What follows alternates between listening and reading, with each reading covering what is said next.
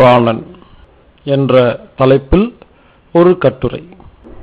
இந்த கட்டுரையின் தலைப்பு நீர் பிராணன். பிராணன் என்றால் என்ன? பிராணன் என்பது ஒரு சக்தி, ஆற்றல். இந்த சக்தியின் மூலமாக இந்த பிரபஞ்சம் இயங்கி வருகிறது. இந்த உலகில் வாழும் அனைத்து உயிரினங்களுக்கும், அனைத்து விதமான பொருள்களுக்கும் இயக்க சக்தி இந்த பிராணன் ஆகும். பிராணன் என்பதை வீட்டில் உள்ள நாம் அன்றாட பயன்படுத்தும் கரண்டை போன்றது. நமது வீட்டில் கரண்ட் உள்ளது. அது வயரின் மூலமாக வீட்டில் அனைத்து இடங்களுக்கும் செல்கிறது. இந்த கரண்ட் மின் விசிறியில் நுழையும் பொழுது அது சுற்றுகிறது. அதே கரண்ட் ஒரு ரேடியோ பெட்டிக்குள் செல்லும் பொழுது அது பாடுகிறது. அதே கரண்ட் கிரைண்டருக்குள் செல்லும் பொழுது சுற்றுகிறது. அயன் பாக்ஸிற்குள் செல்லும் பொழுது சூடாகிறது. ஒவ்வொரு பொருளும், ஒவ்வொரு உயிரும் பிராணனை தனது இயக்க சக்திக்காக, தான் செய்ய வேண்டிய வேலைக்காக எரிபொருளாக பயன்படுத்தி கொண்டிருக்கிறது. ஆனால் ஒவ்வொரு உயிரும் பிராணசக்தியை உற்பத்தி செய்யும் விதமும், அதற்கு தேவையான மூலப்பொருளும் வேறு வேறு. உதாரணமாக, மனிதன் ஆக்சிஜனை எடுத்துக்கொண்டு அதன் மூலமாக பிராணனை உற்பத்தி செய்கிறான். பிராணனை உற்பத்தி செய்ய பயன்பட்ட ஆக்சிஜன் இப்பொழுது கார்பன் டை ஆக்சைடாக, அதாவது கரியமில வாயுவாக மாறுகிறது. இந்த கார்பன் டை ஆக்சைடு தாவரத்திற்குள் செல்லும் பொழுது அது பிராணசக்தியாக மாற்றுவதற்கான மூலப்பொருளாக பயன்படுத்துகிறது. ஒரு பொருளின், ஒரு உயிரின் கழிவு இன்னொரு உயிருக்கு, பொருளுக்கு மூலப்பொருளாக, சாப்பிடும் உணவாக இருக்கிறது. இதுதான் உலக நீதி. இதை புரிந்து கொண்டால் பல விஷயங்களை புரிந்து கொள்ளலாம். உதாரணமாக, நாம் மலம் செல்கிறோம். அந்த மலத்தை ஒரு நாய் சாப்பிடுகிறது. நமது கழிவுப் பொருள் ஒரு நாய்க்கு உணவாக இருக்கிறது. நாம் அசிங்கமாக, அருவருப்பாக நினைக்கும் நமது மலம் அந்த நாய்க்கு அமிர்தமாக இருக்கிறது. இதேபோல் ஒரு மரத்தில் ஒரு மாங்காய் இருக்கிறது. அது நாள்பட நாள்பட கனிந்து மரத்திலிருந்து கீழே விழுகிறது. அந்த மரம் எப்பொழுது அந்த மாம்பழம் அழுகி போகிறதோ அப்பொழுது வேண்டாம் என்று தூக்கி வெளியே வீசுகிறது. நாம் கீழே கிடைக்கும் மாம்பழத்தை ஆசையாக எடுத்து மாங்கனி என்று முக்கணிகளில் ஒன்றாக கருதி அதை ஆசையாக வாயில் வைத்து சுவைத்து சாப்பிடுகிறோம். ஒருவேளை அந்த மரம் நினைக்கலாம், எனது மலத்தை இந்த மனிதன் ஓடி வந்து சாப்பிடுகிறானே, எப்படி இவனால் முடிகிறது என்று அந்த மரம் யோசிக்க வாய்ப்புள்ளது. மரத்தின் மலம்தான் மனிதனின் உணவு, மனிதனின் மலம் நாய்க்கு உணவு. இதுதான் உலக நியதி. இது ஒரு சைக்கிள். இந்த சுழற்சியின் மூலமாகத்தான் இந்த உலகம் இயங்கி வருகிறது. பிராணன் என்பது ஒரு விதமான சக்தி. இந்த பிராணனின் மூலமாக தான் நாம் உயிரோடு வாழ்ந்து கொண்டிருக்கிறோம். ஒவ்வொரு மனிதனுடைய உடலிலும் பிராணமய கோஷம் என்று கண்ணுக்கு புலப்படாத சக்தி உள்ளது. நமது உடலில் உள்ள அனைத்து செல்களும், உறுப்புகளும் அந்த சக்தியின் மூலமாகத்தான் இயங்கிக் கொண்டிருக்கிறது. எப்பொழுதெல்லாம் நமக்கு அதிக சக்தி கிடைக்கிறதோ அதை நமது உடல் பிராணனாக மாற்றி சேமித்து வைத்துக் கொள்ளும். நாம் கரண்டை சேமித்து வைத்துக் கொள்வதற்கு சப்ஸ்டேஷன் என்ற மின்சாரத்தை சேமிக்க வைக்கும் ஒரு அமைப்பை பயன்படுத்துவது போல நமது உடல் பிராணசக்தியாக மாற்றி சேமித்து வைக்கிறது. ஒரு சில மனிதர்கள் 1 மணி நேரம் பேசியவுடன் களைப்படைந்து விடுகிறார்கள். ஒரு சிலர் எவ்வளவு நேரம் பேசினாலும் களைப்படைவதில்லை. காரணம், யாருடைய உடம்பில் பிராணன் அதிகமாக இருக்கிறதோ அவர்களுக்கு பிராணத்தின் மூலமாக செலவு செய்து கொண்டே இருக்க முடியும். ஒரு மனிதனின் உயிர் அவன் சேர்த்து வைத்திருக்கும் பிராணசக்தி பொறுத்து வீரியமாக இருக்கும். மொத்த பிராணன் இழந்தவுடன் நமது உயிர் நம்மை விட்டு பிரிகிறது. எனவே ஒவ்வொரு மனிதனும் தெரிந்து கொள்ள வேண்டிய அத்தியாவசியமான ஒரு விஷயம் பிராணன். அடுத்த சப்டைட்டில், பிராணன் எப்படி பரிமாற்றப்படுகிறது. உதாரணமாக, 2 பாத்திரத்தில் நீர் இருக்கிறது. ஒரு பாத்திரத்தில் 100 டிகிரி கொதிக்கும் ஒரு தண்ணீரும், இன்னொரு பாத்திரத்தில் 20 டிகிரி இருக்கும் ஒரு தண்ணீரையும் இரண்டையும் ஒன்று சேர்த்தினால் என்னாகும்? இப்பொழுது மொத்த தண்ணியும் ஒரு 50 டிகிரி அல்லது 40 டிகிரிக்கு வந்துவிடும். அதிக சூடும் அதிக குளிர்ச்சியும் ஒன்று சேரும் பொழுது நார்மலான சாதாரண வெப்பநிலைக்கு தண்ணீர் மாறுகிறது. அதேபோல் ஒரு பொருளில் 1000 மதிப்புக்கு பிராணன் இருக்கும் பொழுது இன்னொரு பொருளில் 500 மதிப்புக்கு பிராணன் இருந்தால் 2 பொருளும் ஒன்று சேரும் பொழுது மொத்தம் 1500 மாறி பின்பு 750 பிரிந்து இரு பொருளுக்கும் 750 அளவு மாறிவிடும். இதுதான் பிராணன் பரிமாறப்படும் உண்மை.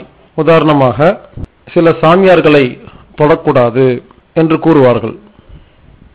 ஏனென்றால் அவர்கள் மனதையும் உடலையும் ஆரோக்கியமாக வைத்துக் கொள்வதற்காக பல பயிற்சிகளை செய்து அவர்கள் உடலில் அதிகப்படியான பிராணனை சேமித்து வைத்து வாழ்ந்து கொண்டிருப்பார்கள். சாதாரண மனிதர்களும் நோயாளிகளும் உடலில் பிராணன் இல்லாத பற்றாக்குறை உள்ள மனிதர்களும் அவரை தொடும் பொழுது உடனடியாக அவருடைய பிராணன் நோயாளியின் உடலுக்கு பாய ஆரம்பிக்கிறது. எனவேதான் பலர் தங்களை தொடக்கூடாது, தூரமாக நின்று பேச வேண்டும், பார்க்க வேண்டும் என்று அறிவுறுத்தப்படுகிறார்கள். அக்குபஞ்சர், அக்குப்ரெஷர், டச் ஹீலிங், தொடு சிகிச்சை, பிராண சிகிச்சை இதெல்லாம் இது சம்பந்தப்பட்டதுதான். நோயாளியை டச் தெரப்பி என்ற முறையில், தொடு சிகிச்சை என்ற முறையில் ஒரு சிகிச்சையாளர் தொடும் பொழுது அவர் உடலில் பிராணனை அனுப்பி நோய்களை குணப்படுத்த செய்கிறார். மனித உடலில் வரும் அனைத்து நோய்களுக்கும் ஒரே மருந்து பிராணன். உங்களுக்கு என்ன நோய் உள்ளது என்பது சொல்ல வேண்டிய அவசியமே இல்லை. ஒரு சிகிச்சையாளர் தன் உடலில் உள்ள பிராணனை நோயாளிக்கு செலுத்துவதன் மூலமாக இந்த பிராணன் நோயாளி உடம்பில் சென்று எந்த மூலையில் எந்த உறுப்பில் எந்த நோய் இருக்கிறதோ அதை குணப்படுத்தும். எனவே தண்ணீர் எப்படி பள்ளத்தை நோக்கி ஓடுகிறதோ அதேபோல் பிராணன் எப்பொழுதும் பற்றாக்குறை உள்ள இடத்தை நோக்கி பாய ஆரம்பிக்கும். சில நேரங்களில் நமது வீடுகளில் 2 குழந்தைகள் இருக்கும் பொழுது ஒரு குழந்தைக்கு காய்ச்சல் வந்து படுத்திருக்கும், மற்றொரு குழந்தை ஆரோக்கியமாக விளையாடி கொண்டிருக்கும். இந்த ஆரோக்கியமான குழந்தை அடிக்கடி காய்ச்சல் வந்த குழந்தை பக்கத்தில் போய் தொட்டு விளையாடும் பொழுது ஆரோக்கியமான குழந்தைக்கு இருக்கும் பிராணசக்தி காய்ச்சல் உள்ள குழந்தையின் உடலில் பாய்ந்து படுத்திருக்கும் காய்ச்சல் வந்த குழந்தை குணமாகிவிடும், அது பள்ளிக்கு சென்றுவிடும். ஆனால் ஆரோக்கியமாக இருந்த குழந்தை இப்பொழுது காய்ச்சல் வந்து படுத்துவிடும். அதனால்தான் பலரும் சகுனம் பார்க்கிறார்கள். உதாரணமாக, விதவைகள், நோயாளிகள் குறுக்கே சென்றால் அவர்களை பார்த்தால் நாம் செல்கிற காரியம் விளங்காது என்று கூறுவார்கள். அது அப்படி கிடையாது. அவர்கள் மனதால் வருத்தத்துடன் இருக்கும் பொழுது அவர்களுக்கு பிராணன் கம்மியாக இருக்கும், குறைவாக இருக்கும். இப்படி நோயாளிகள், மனதால் வருந்தி அவஸ்தைப்படுபவர்கள் பிராணன் குறைவாக இருக்கும் பொழுது அவர்களை தாண்டி செல்லும் பொழுதோ, அவர்களை தொடும் பொழுதோ, அவர்கள் அருகில் இருக்கும் பொழுதோ நமது பிராணன் உரியப்படுகிறது. இதனால் நாம் சக்தி இழக்கிறோம். எனவேதான் இதை போன்ற சகுனங்களை நமது முன்னோர்கள் பார்த்து கொண்டிருக்கிறார்கள். ஆனால் வேடிக்கை என்னவென்றால், ஒருவேளை அந்த விதவை பெண் மனதால் சந்தோஷமாக நிம்மதியாக யோகா செய்து கொண்டு ஒழுங்காக சாப்பிட்டு பிராணனை அதிகமாக சேர்த்து வைத்துக் கொண்டிருந்தால் நாம் செல்லும் பொழுது, அவர்களை தொடும் பொழுது நமக்கு பிராணன் கிடைக்கும் என்பதுதான் உண்மை. இதில் யார் என்று பார்க்க வேண்டிய அவசியம் இல்லை, யாரிடம் பிராணன் இருக்கிறது என்று மட்டுமே பார்க்க வேண்டும். இப்பொழுதெல்லாம் குடும்பத்தில் உள்ளவர்கள்தான் பிராணன் இழந்து தவிக்கிறார்கள் என்பதுதான் உண்மை. ஒருவர் நோயாளியாக படுத்திருக்கும் பொழுது ஏன் சொந்தக்காரர்கள் அவர்களை பார்க்க வருகிறார்கள் என்றால், ஆரோக்கியமாக உள்ள அனைத்து நண்பர்கள், உறவினர்கள் அவரை பார்த்து கை கொடுத்து அருகில் அமர்ந்து தலையை தொட்டு நான் இருக்கிறேன், கவலைப்படாதே, தைரியமாக இரு என்று சொல்லும் பொழுது பிராணன் பரிமாற்றப்படுகிறது. அப்பொழுது நோயாளிகள் குணமாவதற்கு மருந்து கிடைக்கிறது. எனவே நமது உறவினர்கள் யாருக்காவது உடல்நிலை சரியில்லாமல் இருக்கும் பொழுது நாம் என்ன செய்கிறோம்? ஒரு ஃபார்மாலிட்டிக்காக, சம்பிரதாயக்காக எல்லோரும் கிளம்பி போய் பார்க்கிறோம். அப்படி பார்க்கக்கூடாது. யார் ஆரோக்கியமாக இருக்கிறீர்களோ நீங்கள் மட்டும்தான் போய் பார்க்க வேண்டும். ஏற்கனவே நோயாளியாக இருக்கும் நபர்கள், பிராணசக்தி இல்லாத நபர்கள், நொந்து நூடுல்ஸாக இருக்கும் நபர்கள், மனதில் குழப்பம் இருப்பவர்கள், நிம்மதியாக தூக்கம் இல்லாதவர்கள் நோயாளிகளை பார்ப்பதற்கு செல்லக்கூடாது. அப்படி செல்லும் பொழுது நாம் அவர்களை மேலும் நோயாளி ஆக்குகிறோம் என்பது உண்மை. நானும் தொடு சிகிச்சை, அக்குபஞ்சர், அக்குப்ரெஷர், பிராண சிகிச்சை கற்றுக்கொண்டு சில வருடங்களாக பலருக்கும் சிகிச்சை அளித்து வந்தேன். அந்த நேரங்களில் இரவு தூக்கம் இல்லாத பொழுதோ, நான் மனரீதியாக பாதிக்கப்பட்டிருக்கும் பொழுதோ நான் யாருக்கும் சிகிச்சை அளிக்க மாட்டேன்.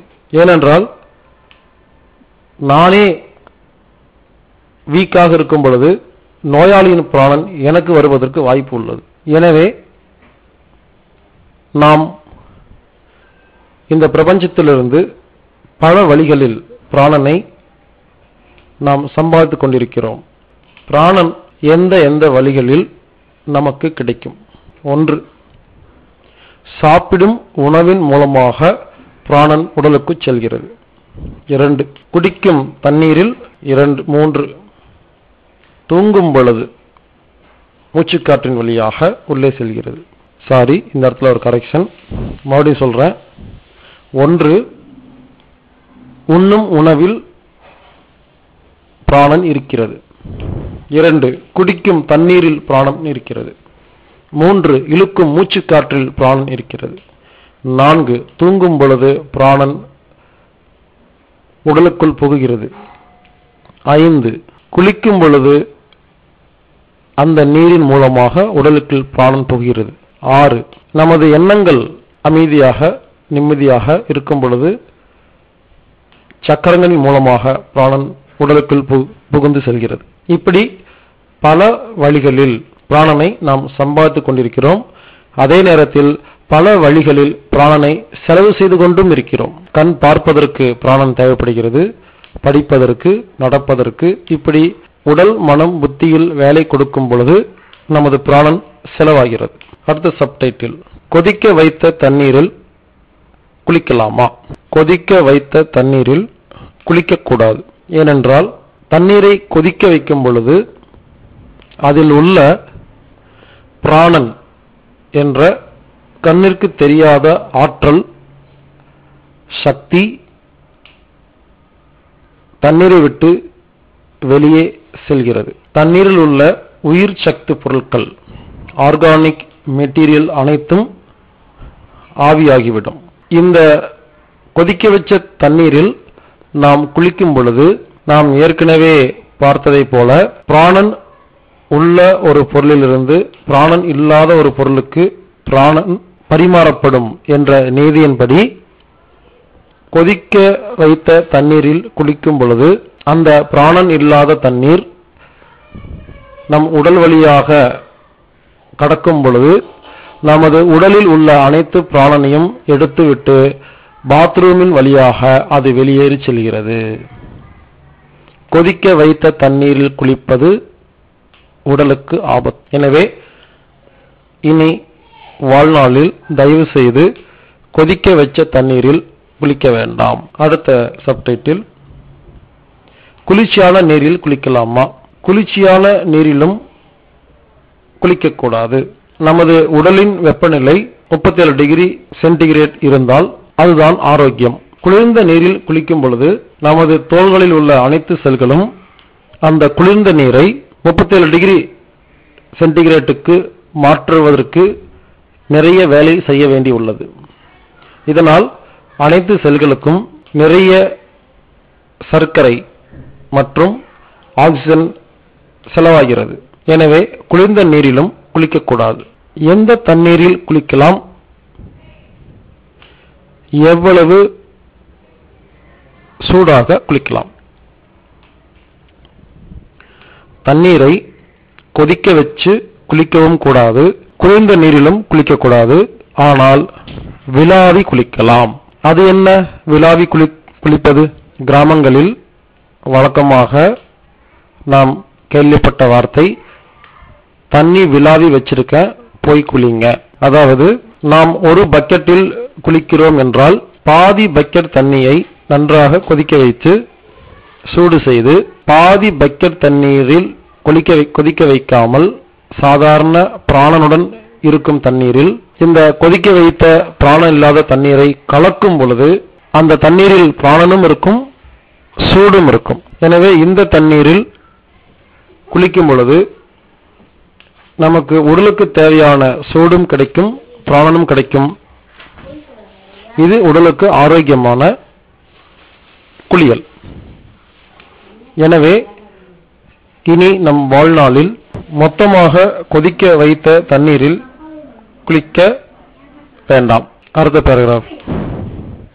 குளிர் பிரதேசங்களில் நாம் சுடு தண்ணீரில் தான் குளிக்க வேண்டும். அதிக உஷ்ணம் உள்ள பிரதேசங்களில் நாம் குளிர்ந்த நீரில் தான் குளிக்க வேண்டும். குளிரும் இல்லாமல் வெப்பம் இல்லாமல் மித வெப்ப நிலை உள்ள நாடுகளில் நாம் சாதாரண ரூம் டெம்பரேச்சர் தண்ணீரில் குளிக்கலாம். எனவே நாம் குளிக்கும் தண்ணீரின் வெப்பநிலை நாட்டுக்கு நாடு மாறும், ஒவ்வொரு கிளைமேட்டிலும் மாறும். ஆனால் நமது உடலின் வெப்பநிலை 37 டிகிரி இருக்குமாறு குளிக்க வேண்டும். அதுக்கு பாதகம் வருமாறு நாம் குளிக்கக்கூடாது. உடலுக்கு மட்டும் குளித்தால் நல்லதா, தலையோடு சேர்த்து குளித்தால் நல்லதா?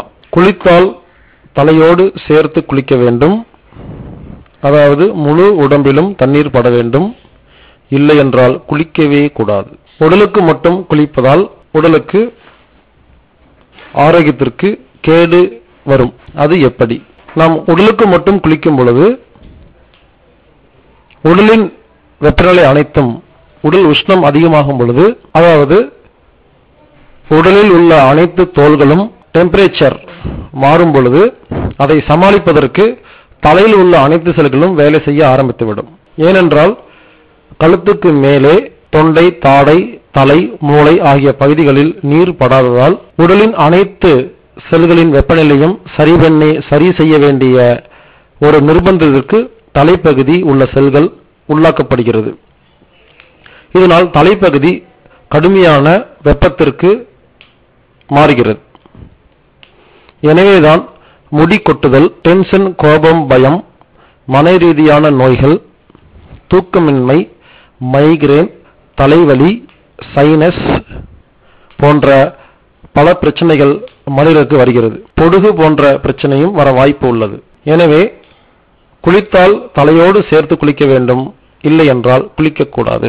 இது ஆண்களுக்கு ஒத்து வரும். ஆனால் பெண்களுக்கு கூந்தல் நீளமாக இருப்பதால் நாங்கள் தினமும் தலைக்கு எப்படி குளிக்க முடியும் என்று ஒரு கேள்வி உள்ளது. பெண்கள் உடலுக்கு மட்டும் குளித்துக் கொள்ளலாம். ஆனால் அப்பொழுது சில முறைகளை கையாள வேண்டும்.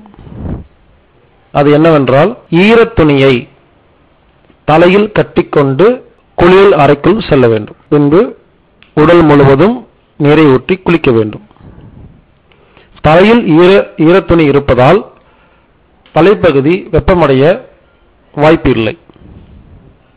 குளித்து முடித்து வெளியே வந்து துடைத்து துணியை மாற்றும் வரை தலையில் ஈரத்துணி இருந்து கொண்டே இருக்க வேண்டும். பிறகு அதை கழட்டினால் மேலே சொல்லப்பட்ட எந்த ஒரு வியாதியும் அவர்களுக்கு வராது. இது ஆரோக்கியமான குளியல். எனவே பெண்கள் உடலுக்கு மட்டும் குளிக்கும் பொழுது ஈரத்துணியை தலையில் கட்டிக்கொள்ளுங்கள். அடுத்த பேராகிராஃப். விலாவிய வெந்நீரில் குளிக்கும் பொழுது முதலில் கால்களில் ஊற்ற வேண்டும், பிறகு மூட்டு, பிறகு இடுப்பு, பிறகு தோள், கடைசியாகவே தலையில் ஊற்ற வேண்டும். அதேபோல் சாதாரண குளிர்ந்த நீரில் குளிக்கும் பொழுது முதலில் தலையில் ஊற்ற வேண்டும், பிறகுதான் உடலில் பட வேண்டும். இதை மாற்றி செய்தால் உடல் ஆரோக்கியம் கெடுவதற்கு வாய்ப்பு உள்ளது. எனவேதான் ஆறு, குளம், கடல் போன்ற நீர்நிலைகளில் குளிக்கச் செல்லும் பொழுது நாம் அதை கடவுளாக பாவித்துங்கிற இடத்துல நினைத்து அப்படின்னு மாத்திக்கங்க, கடவுளாக நினைத்து முதலில் கால் வைக்கக்கூடாது, முதலில் கைகளால் நீரை எடுத்து தலையில் தெளிக்க வேண்டும் என்று ஒரு பழக்கம் நமது முன்னோர்கள் கற்றுக் கொடுத்திருக்கிறார்கள். முதலில் தண்ணீரை எடுத்து நம் தலையில் தெளித்துக் கொள்ள வேண்டும், பின்பு கையில் எடுத்து வாயில் குடிக்க வேண்டும். இந்த ரெண்டு காரியத்தையும் செய்துவிட்டு குளித்தால் அந்த தண்ணி நமது வெப்பநிலையை எந்த ஒரு கெடுதலும் செய்வதில்லை. அடுத்த பேராகிராஃப். ஆனால் இப்பொழுது இன்ஸ்டன்ட் வாட்டர் ஹீட்டர் என்ற பெயரில் தண்ணீரை கரண்டின் மூலமாக கொதிக்க வைத்து பிராணனை இழக்கச் செய்து அந்த பிராணன் இல்லாத தண்ணீரை நாம் நேரடியாக ஷவர் மூலமாக தலையிலே ஊற்றி குளிக்கிறோம். முதல் தவறு தண்ணீரை கொதிக்க வைத்து பிராணனை வெளியெடுப்பது. இரண்டாவது தவறு சுடு தண்ணீரை தலையில் ஊற்றுவது. இதனால்தான் இப்பொழுதுள்ள அனைத்து மக்களும் டென்ஷன், கோபம், பயத்துடன் சுற்றி கொண்டிருக்கிறார்கள். மனிதர்கள் ஏன் மனச்சாட்சி இல்லாமல் நாய் போல கத்துகிறார்கள் என்றால் அதற்கு காரணம் குளிக்கும் முறைதான். எனவே இனிமேல் பச்சை தண்ணீரில் குளிக்கும் பொழுது தலையிலிருந்தும் வெந்நீரில் குளிக்கும் பொழுது காலிலிருந்தும் குளிப்பதால் நாம் ஆரோக்கியமாக வாழ்வதற்கு ஒரு வழி பிறக்கும். கொதிக்க வைத்த தண்ணீரில் பிராணன் உள்ளதா? இல்லை. தண்ணீரை கொதிக்க வைக்கும் பொழுது அதில் உள்ள பிராணன் ஆவியாகிறது, எனவே அதில் இருக்காது. ஃபில்டர் செய்த தண்ணீரில் பிராணன் இருக்குமா? ஆம். தண்ணீரை ஃபில்டர் செய்யும் பொழுது அதில் உள்ள பிராணனுக்கு எந்த ஒரு பாதிப்பும் ஏற்படுவதில்லை. எனவே ஃபில்டர் செய்த தண்ணீர் பிராணன் உள்ள தண்ணீர் என்று எடுத்துக்கொள்ளலாம். பாட்டில் வாட்டர், கடைகளில் கிடைக்கும் பாட்டில்டு வாட்டர், அதில் பிராணன் உள்ளதா? கண்டிப்பாக பாட்டில்டு வாட்டரில் பிராணன் உள்ளது. ஆனால் இயற்கையான தண்ணீரில் உள்ள சத்து பொருள்கள் அதில் கிடையாது என்பது வேறொரு உண்மை. அடுத்த சப்டைட்டில். போர்வெல் தண்ணீரில் பிராணன் உள்ளதா? எல்லா போர்வெல் தண்ணீரிலும் பிராணன் இருப்பதற்கு வாய்ப்பில்லை. சில போர்வெல் தண்ணீரில் பிராணன் இருக்கும் அல்லது இருக்காது. ஏனென்றால் பூமிக்கடியில் சில இடங்களில் விஷவாயுக்களும் பிராணன் இல்லாத ஒரு நிலைமையும் இருக்க வாய்ப்பு உள்ளது. எனவே போர்வெல் தண்ணீரை உடனடியாக குடிக்கக்கூடாது. சில நேரங்களில் அது உயிருக்கு ஆபத்து கூட ஏற்படுத்தும். எனவேதான் நமது முன்னோர்கள் போர்வெல் தண்ணீரை எடுத்தவுடன் முதலில் அதில் மீன்களை போட்டு சோதிப்பார்கள். 24 மணி நேரம் மீன் உயிரோடு வாழ்ந்தால் அந்த தண்ணீரில் பிராணன் உள்ளது என்று நாம் அதை பயன்படுத்தலாம். போர்வெல் தண்ணீரில் விட்ட மீன் இறந்துவிட்டால் அந்த போர்வெல் தண்ணீரை பயன்படுத்தக்கூடாது. அடுத்து, ஆற்று நீரில் பிராணன் எவ்வளவு இருக்கும்? ஆற்றில் நீரில்தான் அளவுக்கு அதிகமாக பிராணன் இருக்கும். ஏனென்றால் அது ஓடிக்கொண்டிருக்கும். ஆற்று நீர் வேகமாக ஓடிக்கொண்டிருப்பதால் அது பூமியில் உள்ள பிராணனையும் எடுக்கிறது, காற்றில் உள்ள பிராணனையும் எடுக்கிறது. எனவே ஆற்று தண்ணி தான் குளியலுக்கு மிகச் சிறந்த தண்ணீர். சனி நீராடு என்று ஒரு பழமொழி நமது தமிழில் உள்ளது. இந்த சனி என்றால் சனிக்கிழமை என்பது அர்த்தம் கிடையாது. சனி என்றால் தமிழ் தெரிந்த பெரியவர்களை கேட்டு பாருங்கள், அது ஓடுகின்ற குளிர்ந்த என்ற பொருளும் உண்டு. எனவே ஆற்று நீரில் குளிப்பது உடலுக்கு மிக மிக நல்லது. நாம் ஒரு மாதமாக தினமும் 1 மணி நேரம் யோகா செய்து மூச்சு பயிற்சி செய்து கிடைக்கும் பிராணனை ஆற்று தண்ணீரில் குளிக்கும் பொழுது ஒரே முறை குளித்தாலே எடுத்து விடலாம். கடல் தண்ணீரில் பிராணன் உள்ளதா? கடல் தண்ணீரில் பிராணன் உள்ளது, அளவுக்கு அதிகமாக உள்ளது. ஆனால் அளவுக்கு அதிகமான உப்பும் இருப்பதால் அது நமது உடலில் சேர்வதற்கு சற்று கால தாமதம் ஆகிறது. எனவே கடல் நீரை விட ஆற்று நீர் மிக மிகச் சிறந்தது. ஆனால் கடல் நீரில் குளிக்கும் பொழுது இன்னொரு நன்மை கிடைக்கிறது. எப்பொழுது உப்பு தண்ணீரில் குளிக்கிறோமோ நமது உடலில் உள்ள அனைத்து கரண்ட்டும் ரீஸ்டார்ட் ஆகிறது. அதாவது நெகட்டிவ் எனர்ஜி அனைத்தும் பாசிட்டிவாக மாற்றப்படுகிறது. எனவேதான் நமது முன்னோர்கள் கிராமங்களில் சாவுக்கு எழவுக்கு சென்று வந்தால் முதலில் கல்லுப்பை போட்டு கரைத்த தண்ணீரில் குளித்துவிட்டுத்தான் வீட்டிற்குள் நுழைவார்கள். இதை நாம் மறந்துவிட்டோம். எனவே யாராவது நெகட்டிவ் வைப்ரேஷனுடன், கெட்ட எண்ணங்களுடன், தவறான எண்ணங்களுடன் அல்லது நமக்கு நாமே தாழ்வு மனப்பான்மை உள்ளவர்கள் தினமும் முதலில் உப்பு தண்ணீரில், கல்லுப்பை தண்ணீரில் கலந்து அதில் தலையோடு குளித்துவிட்டு அதன் பிறகு சாதாரண தண்ணீர் குளித்தால் நமது எண்ணங்கள் பாசிட்டிவாக மட்டுமே இருக்கும், நேர்மறையான எண்ணமாக மட்டுமே இருக்கும். எனவே கடல் நீரில் குளிப்பதால் நமது எண்ணங்கள் நேர்மறையாக மாறுகிறது. கிணத்து தண்ணீர் நல்லதா கெட்டதா? கிணத்து தண்ணீர் ரொம்ப ரொம்ப நல்லது.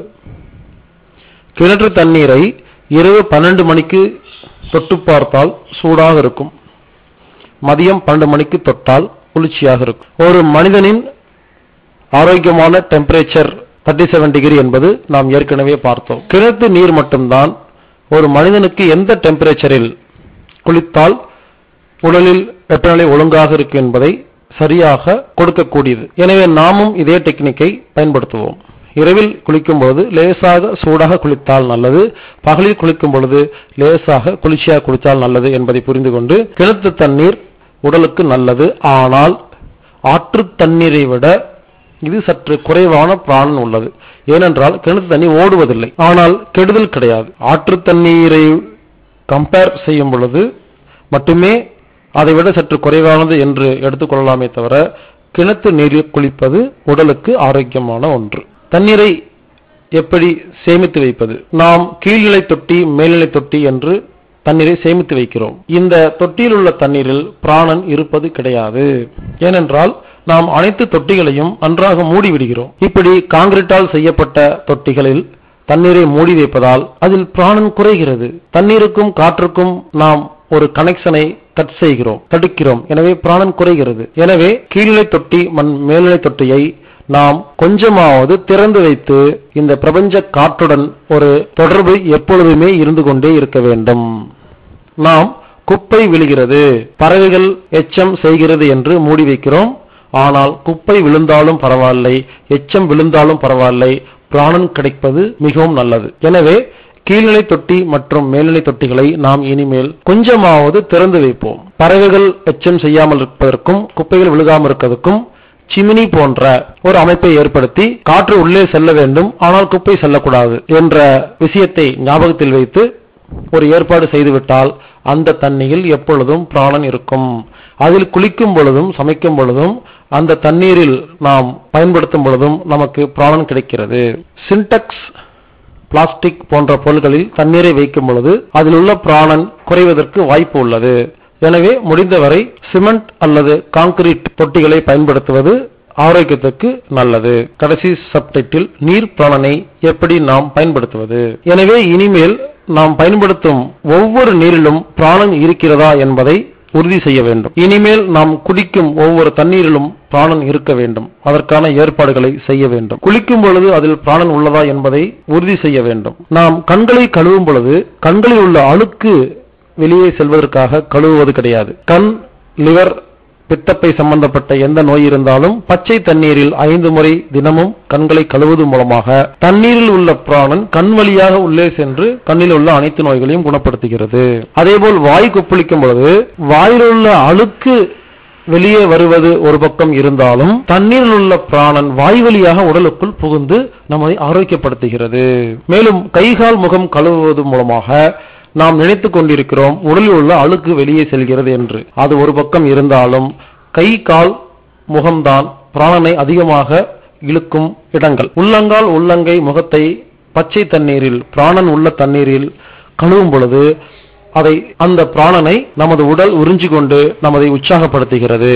எனவே சமையலின் போதும் இனிமேல் நாம் பிராணன் உள்ள தண்ணீரில் தான் சமைக்க வேண்டும். பிராணன் என்றால் என்ன, பஞ்சபூதம் என்றால் என்ன என்பதை எந்த அளவுக்கு புரிந்து கொள்கிறோமோ அந்த அளவுக்கு இந்த உலகில் உள்ள அனைத்து விஷயங்களையும் நாம் புரிந்து கொண்டு அமைதியாக, அன்பாக, ஆரோக்கியமாக வாழ்வதற்கு நாம் தகுதியானவர்களாகிறோம். நான் சில நேரங்களில் அதிகமாக பேசிவிட்டு வரும்பொழுது, உடலில் பிராணன் பற்றாக்குறையாக இருக்கும் பொழுது நான் பாத்ரூமுக்கு சென்று பைப்பை திறந்துவிட்டு அதில் என் உள்ளங்கையும் உள்ளங்காலை நினைத்துக்கொண்டு உள்ளங்கையில் தண்ணீரை பைப்பலியாக வேகமாக விளைவைத்து என் கண்களை மூடி அந்த நீரில் உள்ள அனைத்து பிராணனும் என் உடலுக்கு வர வேண்டும் என்று மனதால் எண்ணும் பொழுது எனக்கு பிராணசக்தி கிடைக்கிறது. எனவே இனி நம் வாழ்நாளில் நீர் பிராணனை நாம் பயன்படுத்திக் கொள்வோம். நீர் என்பது சாதாரணம் கிடையாது, உயிர் சக்தி, நீர் பிராணன். நீரில் உள்ள பிராணனை நாம் சரியான முறையில் பயன்படுத்தி ஆரோக்கியமாக, அமைதியாக, நிம்மதியாக வாழ்வோம் ஆரோக்கியமாக. எல்லா புகழும் இறைவனுக்கு. நன்றி. வாழ்க வையகம்.